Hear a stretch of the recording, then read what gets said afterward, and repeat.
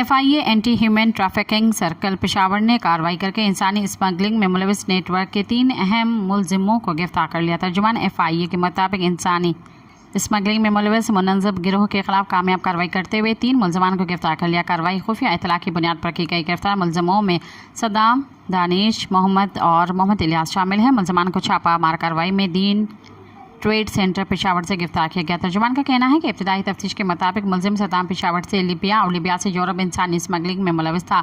ملزم متاثرہ افراد سے لاکھوں روپے بٹورنے میں ملوث پایا گیا۔ چھاپہ مار کارروائی میں ملزم سے 5 پاکستانی پاسپورٹ برآمد کیے گئے۔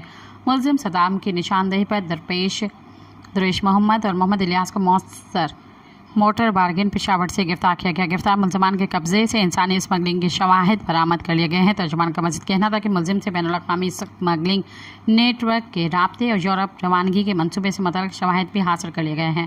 سبسکرائب کیو عوامی نیوز HD کے تازہ ترین خبروں لا ॾिसंदा रहो عوامی نیوز HD۔